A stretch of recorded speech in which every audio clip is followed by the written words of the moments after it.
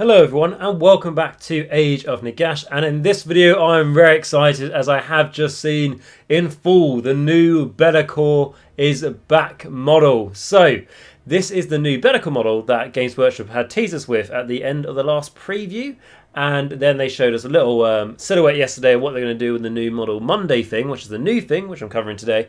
And this time it's all about Be'lakor. We can see him all in his fabulous glory. So this video would just be me reading through the article like I do when I cover these news. I'm reading this for the first time, so apologies if I pronounce things wrong as anything else, but I just want to share with you my excitement, and what I want to hear is your thoughts on the new Be'lakor model down below in the comments, and let me know what you think. So it says Be'lakor's back, and oh wow, he's enormous. So it says throughout March, and you can see a little picture of him now, so I'll wind up and we're going to get a little video as well, which I haven't seen to be fair. So throughout March, we're revealing a new miniature from one of our game systems every Monday. Age of Sigmar is the best one.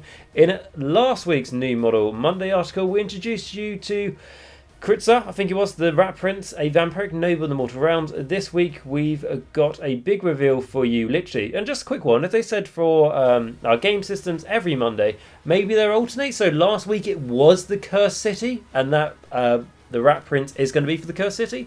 It'd be interesting if that was the case, because this one's Age of Sigmar, next one will be 40k, next one, I don't know, could be Necromancers or something. It just, you know, to make it different. But anyway, it says he's the Dark Master, the mysterious Shadow Lord of Mordheim. Shadow Lord of Mordheim. I'll be honest, my knowledge of Warhammer Fantasy lore is not too good, so I know about Mordheim, but I didn't know that Be'lakor had much to do with it. So he's the first true servant of the Dark Gods, which I knew, and the original Demon Prince of Chaos Undivided. His fell deeds have shaped mankind's history and subjected the mortal realms to the cruelty of his dominion, because he was the first ever chosen. So he is Be'lakor, and he's back and bigger than ever. Behold the terrible majesty of the first Demon Prince of Chaos. So let us have a look, and he's the only undivided Demon Prince that's named and we're aware of. So let's have a look at the video.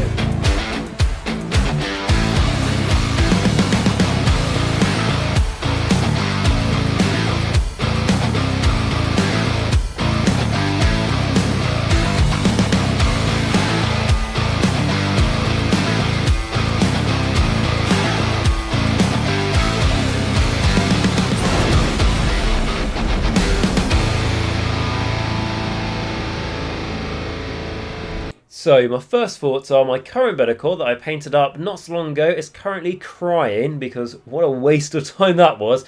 But this guy is got to be, let's get a nice picture of him, here we go. This guy has got to me my favourite model GW has came up with lately. We've been shown vampires, we've been shown obviously the Luminous stuff as well, and we've been shown, I don't know, Warhammer Quest Cursed City, but this is my favourite model that I've seen for a long time. I'll say favourite. It's on par with the Bat Rat, is what I would say this model is. But seriously, this model is amazing. And what I will say is my old Be'lakor model is going to mysteriously turn into a normal Demon Prince for Slaves to Darkness because it's on the same base size. Unless this is a dual kit, so you can make a normal Demon Prince out of it. But I don't think so, because it's got quite a lot of unique traits to Be'lakor, this model. And if you could make a Demon Prince out of it, which we'll read the rest of the article, so maybe you can. But if you can make a Demon Prince out of it, you're going to get so many of extra bits, which I don't think GW would want you to have, because you'd probably build your own Demon Prince out of it, and a Be'lakor one with the leftovers. Unless the legs are the same, but the cloth is very unique to him, and the base looks very unique. But I've got to say, I'm not just saying this as I say with a lot of models that I like, this is generally stunning, and I criticise GW a lot when I feel necessary, but this model, I can't fault it. I really, really, really like it, and a little bit sort of like stunned and awed by it, so that it's really, really cool, and it's acceptable for my other Be'lakor to be replaced by this beauty, which I'll get at some point in the future. I mean, even just look at the Chaos Warrior, it's amazing. That's right, Be'lakor is getting an incredible miniature, truly worthy of his stature in the lore. After all, no other servant of Chaos can truly claim to rival the absolute power of the Archaon, the Everchosen. It was Be'lakor who was first to enjoy the favour of all four of the Dark Gods, a lofty position indeed.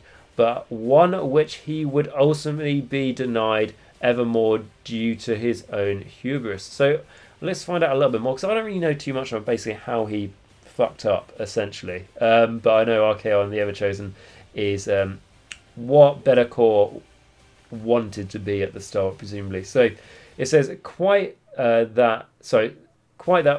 what let me just try and pronounce this right. Quite what Be'lakor did to turn the dark god's favour into wrath is secret known only to Be'lakor and his infernal masters. Okay, so we don't really know then. If we do know, let me know in the comments. But the Demon Prince has spent all of his eternal existence since his fall from grace trying to reclaim his former prominence. Time is meaningless to such an ancient creature as Be'lakor, so he is more than willing to play the super long game if it will see his past glory restored. What's more, his latest master plan is about to be played out in the next stage of the Broken Realm saga. Check out the cover of the third book in the series. That's better than all the other covers. That's better than Raphy one and better than the Techless one. 100%. Oh, I'm always tempted to go like limited edition or something on this, because that is lovely. Too nice to have like the massive Age of Sigmar sign going across it or something. And last one I got a digital version. I can't really get away getting a digital version of that, because that is so cool. But anyway, so almost lost for words of how much I like this. So it says, what is he up to this time? So how many different strings has he pulled behind the scenes to enact his latest plan? We'll trust us when we say that Be'lakor is behind more of the key events in the Mortal Realms than you can imagine. Of course, Be'lakor has made his baleful presence felt in the grim darkness of the far future too. Ah, right. I like that. So I was looking there, I saw just a different paint job, but you can easily just replace the model. Yeah, that is done really well. I think just a little change. Because when you saw this, when they did a little teaser video, it's like, it's just very similar.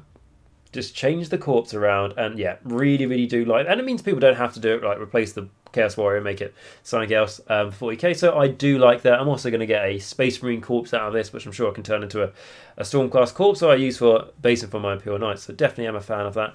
And I do just want to say that you could like easily say that without even seeing what the sprues are like, but you can easily convert this up into just an other Demon Prince if you want to, or like a Bloodthirster, or just another greater demon. There's loads you can do here, and I really, really do like it. So yeah, tops off to Games Workshop. Really am stunned and awed by this model. So we told you this week New Model Monday was a special. Look at its new Primaris Lieutenant. All right, yeah, so always going about Primaris Lieutenant in 40k, and there's a dead one there, so that's probably a good thing, I imagine, for most people. Admittedly, he may be out of action, but such storied hero can never truly die. But his stricken form serves as a great way to dedicate Be'lakor to the setting of the 41st millennium. He is, of course, an optional extra, so if you'd rather not betray the memory of one of the Emperor's finest in such a way, or sully the base of so mighty being as Be'lakor with one of the Corpse God's weakling champions, depend on your viewpoint, you don't have to. So that's cool, just more options there, isn't it?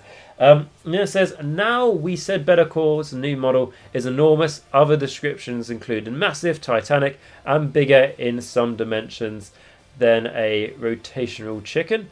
So if you're after, I just wish when they do like a ogre release or something, they just compare it to sizes of food. I think that would be great. But check out this battle shot of the mighty Demon Prince leading the elements of his dread demonic legion. Yeah, we can see it's huge. Obviously, he's standing on his base, but he is clearly... I'm just looking at my one currently, and is massive. My current one is probably about twice the size, if that, at most, maybe 1.5 times size of a Chaos Warrior. So, like, if you're not including the wings and stuff. So, this thing is, I don't know, 3 times the size of the normal Be'lakor model, I'm going to say. So, yeah, it is really, really big. Titanic and stuff, you know, it's not quite a corn dragon, shall we say. But, yeah, it is a big boy. And it says, yep, he's pretty epic. but so he should be. So we'll be back next week with another new model, Friday, Monday even, blah, blah, blah, blah, blah. Better Call Saul. Check us out. Let us know what you think, basically, on Facebook and all that sort of thing. So, what do I think about him? So we've seen the model. Obviously, you know, I've said the model I really like. Sorry if you can hear the Discord going off. Basically, people posted this in Discord and it's made everyone very excited. So, I think the interesting things we're going to learn from this is they've already mentioned his Dread Demonic Legion. So he may get his own book. He may no longer be in Slaves of Darkness. He may get his, like, Demons Undivided book, maybe. Could be a thing, Chaos Demons, and he could be the leader of it. Or at least a new sub-allegiance in the Better Call book is what we know we're going to get. What I would say is that we have already got like a sub-allegiance for the basically Be'lakor. I can't remember the name of it. It's from Wrath the Everchosen. The only thing I would say with it though is for me, I'm not really a fan of mixing the demons because they don't really have much synergy when you mix them together. Admittedly, the Be'lakor allegiance will probably give them synergy in his Dread Demonic Legion, but I just don't really feel like they look aesthetically well together unless you wanted to paint them so they all fit in with each other. Personally, I'm not really a massive fan of it, but I know quite a few of you people were when it used to be like Chaos Demons and stuff back in the day, so that is fair enough. I think it's still Chaos Demons, isn't it, in 40k, so maybe have a fairly large impact there as well. And yeah, the size of the model is big as well, and like I say, if you've got an old Be'lakor model, use it as a Slave Darkness Demon Prince for sure. The artwork on this book is brilliant. What else is it I wanted to say about this guy? I think that was pretty much it. Oh, the other thing I want to say is, so his amazing ability has an Age of Sigma where basically pick an enemy unit that starts on the battlefield. You make it so you trigger it at the start of the enemy hero phase until your next hero phase. That enemy unit, if it basically wants to do anything or basically cast a spell, move, pile in, charge, attack, shoot, the main things, and has to roll a 5 up before it can do any of those, which means it's great for putting on things like Teclis or Lord Croak because you can just shut them down, and if the enemy double turns you, great, it's lasted for 2 turns. And then the other thing I would say is because it is really good, it has sometimes been seen as a bit like not fun to play against, shall we say. Understandable, you know, you want to play with your toys and this guy doesn't let you. I mean, as someone who's played against Be'lakor, it's really annoying. As someone who uses Be'lakor, I like it a lot. But I can see how it could create negative play experiences for people, so I can see them removing this ability. So they'll remove like the Puppet Master ability, but they will buff his overall stats because he's so much more bigger. It's going to be better in combat, probably going to be more health. It's probably going to have some more abilities as well, but I think they could get rid of the Puppet Master ability on that. On the other side of the Puppet Master, rather than me just saying that, you know, like it's not very fun to play against, I generally think that's a fair statement. But it is maybe needed for things like Teclis that's hard to deal with, Croak that's hard to deal with, like I already mentioned, Marathi what's hard to deal with, or, you know, like 20 Bloodstalkers or something like that. This guy can really help just try and neuter them, even for a turn, just to give you that attempt. And also things like Beast of Chaos can take them as an ally to help out because they do struggle a bit. So it's not just that ability should go straight away, you know, it's just far too annoying. It does really help out some armies and certainly with some other matchups as well, which would be quite hard to win otherwise.